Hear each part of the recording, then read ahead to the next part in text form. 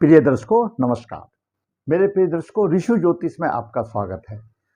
दर्शकों ऋषु ज्योतिष समय समय पर आपका मार्गदर्शन करता रहा है। पहले तो मैं आपका बहुत धन्यवादी हूं जो आप मेरे वीडियो बड़ी उत्साह से देख रहे हैं। मैं चाहूंगा कि आप इसी तरह मेरे चैनल पर बने रहें और वीडियो को ध्यान से देखें।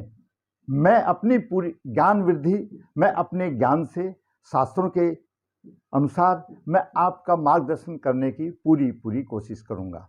आज के वीडियो में हम विचार करते हैं एक स्त्री जातक की कुंडली पर, जिसमें अच्छी पढ़ाई पढ़ने के बाद भी रोजगार की समस्या है, चंद्रमा राहु का ग्रहण योग है, भाग्य साथ नहीं देता है। दर्शकों पहले कुंडली का थोड़ा सा विश्लेषण कर लेते हैं, फिर ज्योतिष के बारे में आपको थोड़ी सी बातें जो जरूरी हैं वो बाद में बताएंगे। जातिका का जन्म 1 सितंबर 1983 गुरुवार, नक्षत्र रोहिणी, चरण 4, कृष्ण पक्ष 9, योनि शर्त थी हुआ। जन्म के समय पर सिंह राशि 4 डिग्री 41 मिनट लेकर के उदय हो रही थी। सिंह राशि का लगन बना। सिंह राशि में सूर्य 14 डिग्री लेकर के बलवान स्थिति में है। लग्नेश अपनी राशि में है। सिंह राशि स्थिर राशि होती है, राजा की राशि है और राजा अपने राशि में बैठा हुआ है। द्वितीय भाव में बुध कन्या राशि में उच्च राशि में है, अच्छी स्थिति है। तृतीय भाव में शनि तुला राशि में है। शनि अपनी तुला राशि में उच्च राशि में होकर के बलवान स्थिति में है शनि। चतुर्थ भाव में वृश्चिक राशि में गुरु 9 डिग्री लेकर के विराजमान है, तो वहीं पर केतु 27 डिग्री लेकर के विराजमान है। और दसम भाव में वृश्चिक राशि में चंद्रमा 20 डिग्री लेकर के विराजमान है, तो राहु वहीं 27 डिग्री लेकर के विराजमान है। चंद्रमा और राहु साथ साथ हैं। द्वादश भाव में मंगल अपनी नीच राशि में 18 डिग्री लेकर के विराजमान है। यह ग्रहों की स्थिति रही। अभी प्रत्येक ग्रह का थोड़ा सामान्य प्रभाव दे देते, फिर आपको हम अपने विषय पर लेकर चलेंगे। सिंह लगन जो भी होता है वो स्थिर राशि लगन होता है। इनका शरीर मजबूत होता है, स्वभाव थोड़ा सा उग्र हो सकता है किंतु गंभीर, क्योंकि राजा की राशि है, वो राजा की तरह होता है। ये अनुशासन प्रिय होते हैं, शासन करने की इनमें क्षमता अच्छी होती है। और लग्नेश लगन में है, ऐसा जातक निरोग रहता है, मान सम्मान प्राप्त करने वाला रहता है, धन की कोई कमी नहीं रहती, आयु लंबी होती है, सभी भोगों का भोग करने वाला होता है। सूर्य लगन में है, वाणी उसकी प्रभावशाली होगी, ओजस्वी वाणी होगी, तेजस्वी होगा, विद्वान होगा, व्यवहार कुशल होगा। सिर पे बाल कम होंगे। सूर्य नेत्र रोग देने वाला है, क्यों सूर्य की इतनी गर्मी है कि लगन में होकर के वो बर्दाश्त नहीं करता, तो आंखों में चश्मा या और कोई रोग हो जाना जरूरी बात है। अब बात करते हैं चंद्रमा की। चंद्रमा कृष्ण पक्ष नवमी का चंद्रमा है। दसम भाव में चंद्रमा उच्च राशि का चंद्रमा द्वादश भाव का स्वामी है, उच्च राशि में है, लेकिन चंद्रमा नीच दृष्टि से चतुर्थ भाव को देख रहा है। घर के सुख साधनों में कमी आएगी। घर के परिवार में उनको पूरी करते हुए कर्ज में डूबना पड़ेगा। हीन भावना की पैदा आएगी। माता पिता किसी का भी साथ नहीं मिलेगा। और चंद्रमा राहु से पीड़ित है, मानसिक बल कमजोर बना रहा है। चंद्रमा रोहिणी नक्षत्र में है। रोहिणी नक्षत्र अच्छा तो माना जाता है, लेकिन स्थान चंद्रमा का ठीक नहीं मिला। ऐसा माना जाता है कि रोहिणी नक्षत्र की सर्प योनि होती है। हमारे विद्वानों का यह मत रहा है, जो बालक इस मानव जीवन में सर्प योनि लेकर के पैदा होता है, ऐसा माना गया कि पूर्व जन्म में उसकी सांप के काटने से मृत्यु हो गई थी, तो ऐसा बालक में जहर बिना विष के बालक पैदा रहता है। और जिस तरह से सांप तड़पता है, इस तरह से बालक को जीवन में संघर्ष में जीवन बीत जाता है। यह सर्प योनि का प्रभाव है। ऐसे बालक को सर्प योनि में नाग बलि करना बहुत ही आवश्यक हो जाता है। और जब भी इसका ऐसा कुछ आता है, महाशिवरात्रि वगैरह आते हैं या और भी आते हैं, तो उसमें इनका उपाय आदि करते रहना चाहिए, तो शांति बनी रहती है। अब बात करते हैं मंगल की। मंगल सिंह लगन में भी मंगल योग कारक माना जाता है, क्यों? मंगल की मूल त्रिकोण राशि नवम भाव में है और वृश्चिक राशि चतुर्थ भाव में है, एक त्रिकोण में है तो एक केंद्र में है। सिंह लगन के लिए भी मंगल प्रबल योग कारक माना जाता है, परंतु द्वादश भाव में मंगल नीच राशि में चला गया। मंगल नीच राशि में द्वादश भाव में चला गया और भाग्य और सुख का स्वामी मंगल नीच राशि में चला गया। मंगल पर शनि की दशम दृष्टि का भी प्रभाव है। मंगल पीड़ित है, मंगल खून की कमी देने वाला है। मंगल चतुर्दृष्टि से शनि को भी देख रहा है। यहां देखिए क्या संयोग बनता है कि मंगल भी चतुर्दृष्टि से शनि को देख रहा है, शनि दशम दृष्टि से देखता है। ये आपस में केंद्र बनता है और ये अशुभ केंद्र है। ज्योतिष में कौन कौन से अशुभ केंद्र हैं?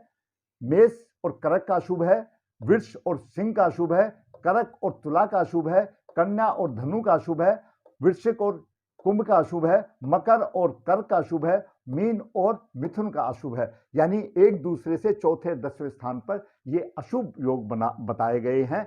मंगल और शनि, लकली ऐसा हो गया कि शनि अपनी राशि में बलवान है, मंगल तो प्रभावहीन है, नीच हो गया। अंश ज्यादा होने से नहीं, यहां पर शनि उच्च राशि में बैठा अपनी में बलवान है। हमने पहले भी आपको बताया उच्च राशि में कोई जरूरी नहीं है कि वो फल अच्छा देगा। लग्नेश का मित्र होना चाहिए, शनि लग्नेश का शत्रु है। आगे बात करेंगे जब शनि का आएगा। अभी तो शनि मंगल को पीट रहा है, भाग्येश को दबा रहा है। अब बात करते बुध की। बुध एकादश भाव का स्वामी है और द्वितीय भाव का स्वामी है और द्वितीय भाव में उच्च राशि में है। धन की कोई कमी नहीं, ऐसे जातक को कभी भी धन की कोई कमी नहीं होगी। नवम सप्तम दृष्टि से अष्टम भाव को नीच दृष्टि से देख रहा है तो कष्ट आएंगे, जातक का पेट खराब होगा। क्यों? दसम भाव अष्टम भाव में नीच दृष्टि से देखने का मतलब है उसका पेट खराब होगा, जातक का परिवार बड़ा होगा, कुटुंब परिवार का सबका सुख उसको अच्छा मिलेगा। अब बात करते हैं गुरु की। गुरु कुंडली में पंचम भाव का स्वामी और अष्टम भाव का स्वामी है। गुरु की मेन त्रिकोण राशि पंचम भाव में धनु राशि है, तो जरूरी बात है कि वो धनु राशि के अधिक फल देगा, अष्टमेश के भी देगा, ऐसा नहीं है कि नहीं देगा, लेकिन पहले धनु के देगा। और गुरु वृश्चिक राशि में केंद्र में है, पंचम भाव का स्वामी केंद्र में चला गया, त्रिकोण भाव का स्वामी केंद्र में चला गया और गुरु पंचम भाव का स्वामी अष्टम भाव का स्वामी है। अष्टम भाव गूढ़ ज्ञान है और पंचम भाव भी ज्ञान है, बुद्धि शिक्षा का ज्ञान है। इस जातिका ने पीएचडी पास की, क्यों? दोनों का स्वामी एक है, केंद्र में है। इस जातिका ने पीएचडी पास की, अच्छी शिक्षा दी, क्योंकि वृश्चिक राशि में बलवान है। अब वो एक अलग बात है कि गुरु यहां पर देख रहा है, सप्तम दृष्टि से दसम भाव को देख रहा है, त्रुटिपूर्ण प्रभाव दे रहा है। गुरु का यहां कोई प्रभाव नहीं चलने वाला, क्यों? राहु और चंद्रमा बैठे हुए हैं। चंद्रमा उच्च राशि में बैठा हुआ है, जो यहां पर राहु और चंद्रमा देंगे तो गुरु को निष्फल कर रहे हैं। वैसे भी दर्शकों, मैं बताऊं ज्योतिष की बात बीच बीच में कि जिस तरह से हमारे घर में अगर कोई एक डिसीजन ऐसा लेना होता है तो बच्चे बोल देते हैं पापा से पूछना पड़ेगा, या किसी ऑफिस में भी कुछ ऐसा डिसीजन देना पड़ता है, भाई बॉस को पूछना पड़ेगा, उस ऑफिस का जो भी बॉस होता होगा, इस तरह से पूछना पड़ेगा। तो ग्रहों की भी आपस में सुपरलेटिव है। जहां पर चंद्रमा अशुभ फल दे रहा है, अगर गुरु उसी जगह को देख रहा है तो गुरु कैपेबल नहीं है उसको काटने के लिए, क्योंकि चंद्रमा गुरु से सुपरलेटिव में आता है। इसी तरह से सूर्य सभी के सुपरलेटिव में आता है। अगर किसी स्थान पर कोई भी ग्रह अशुभ प्रभाव दे रहा है, आप ऐसा मानकर सोच लो, और उसी स्थान पर सूर्य की शुभ दृष्टि है, तो उनका सबका अशुभ प्रभाव एनएफए हो जाता है, उनका कोई एक्शन नहीं होता, वो सूर्य का ही प्रभाव माना जाएगा। सूर्य के बाद चंद्रमा बलि आता है। इस तरह से इनके ग्रहों की आपस में, ग्रहों की पंचायत में, क्योंकि चंद्रमा वजीर माना जाता है, चंद्रमा राजकुमार माना जाता है, ठीक है ना। और गुरु तो देवगुरु बृहस्पति है, जैसा आपने देखा। अगर राजकुमार की चलेगी, गुरु की क्या, गुरु का तो माने तो माने, ना माने, और सेनापति उसके बाद में आता है, तो उसमें राजा के बाद चंद्रमा का नंबर आता है। तो इसलिए यहां पर गुरु दसम भाव का फल देने में सक्षम नहीं है। गुरु की नवम दृष्टि मंगल पर है। जब मंगल नीच राशि में हो और गुरु उसको देख रहा हो, उसको विद्वान तो बनाता है, दानी भी बनाता है, धनवान भी बनाता है, लेकिन वो भोगहीन बनाता है, वो समस्त भोगों का भोग नहीं कर सकता क्योंकि नीच राशि में है। ये दिक्कत वाली बात है, इसलिए समस्त भोगों को ये जाति का भोग नहीं कर सकती। अब बात करते हैं शुक्र का।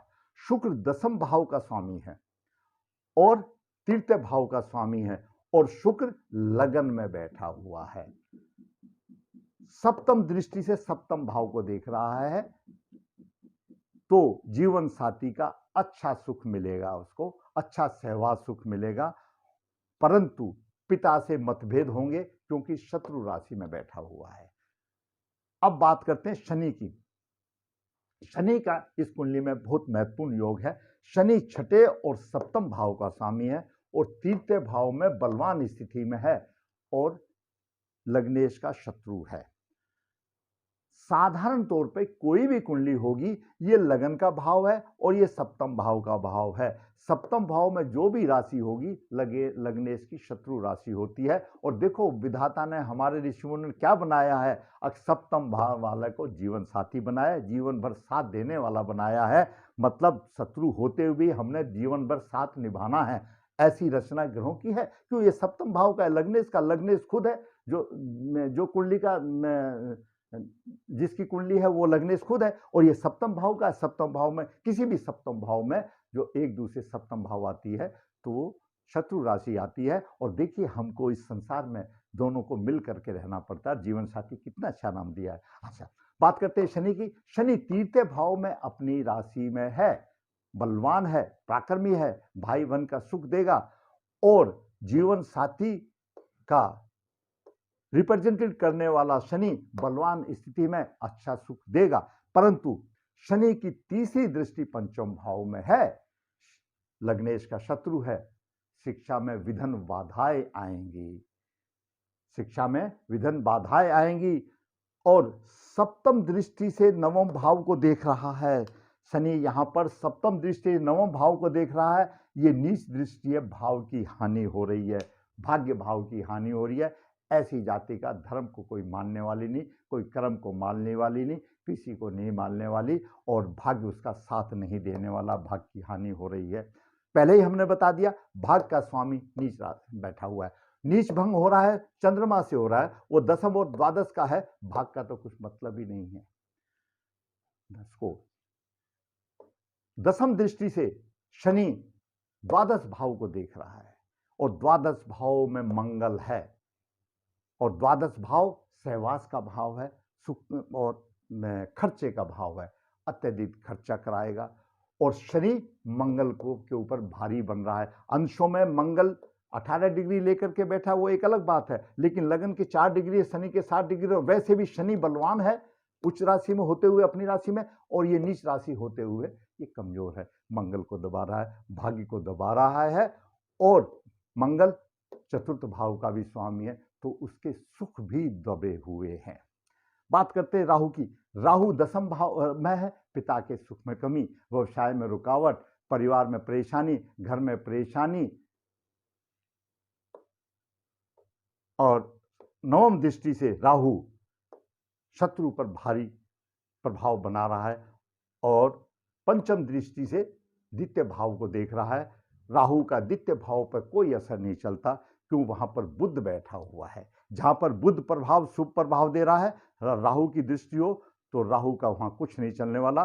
बुध अपनी उच्च राशि में, वैसे भी राहु 27 डिग्री में, बुध को कंपैरिजन करते हुए कोई प्रभाव नहीं चल रहा है। यहां पर व्यवसाय की हानि हो रही है। बात करते हैं केतु की। केतु वृश्चिक राशि में चतुर्थ भाव में शुभ फल देने वाला होता है। क्यों? ऐसा क्या है, राहु शनिवत और केतु मंगलवत राशि है, अच्छे देने वाला होता है, माता के सुख और प्रदेश में वास करने वाला होता है, क्योंकि नवम दृष्टि द्वादश भाव को दे रही है और सप्तम दृष्टि से व्यवसाय में हानि कर रहा है।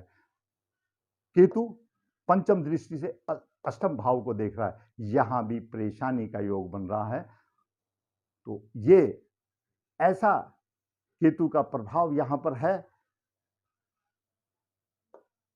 चतुर्थ भाव में थोड़ी राहत दे रहा है, बाकी यहां पर भी कष्ट है, यहां पर भी कष्ट दे रहा है, ये दे रहा है। दर्शकों, मैंने आपको एक बात बताई थी कि मैं ज्योतिष के बारे में इनका प्रभाव के बाद बताऊंगा। दर्शकों, ज्योतिष में महादशा अंतरदशाओं का बड़ा महत्व है।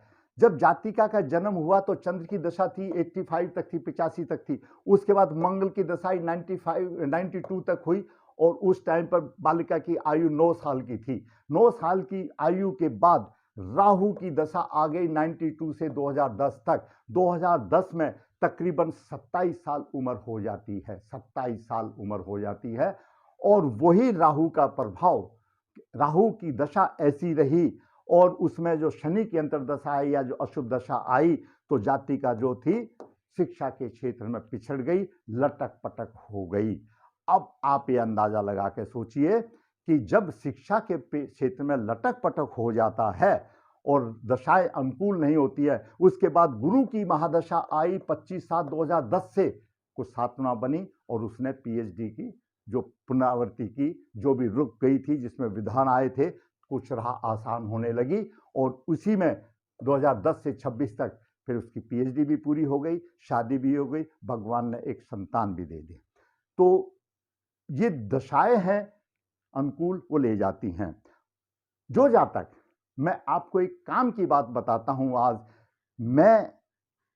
ये आपको मैं बता देना चाहता हूं कि मैं 100 रुपए का पंचांग लेने वाला वो रखने वाला वो पंडित जी नहीं हूं। मैं भी एक टेक्निकली क्वालिफाइड और उसके बाद ज्योतिष में मैंने अध्ययन करने के बाद मैं आज आपके सामने 2 शब्द, ज्ञान की तो सीमा बहुत बड़ी होती है, 2 शब्द जो मुझे भगवान ने ज्ञान दिए वो मैं आपको बांट रहा हूं। जो हमारे बच्चे ड्रॉप हो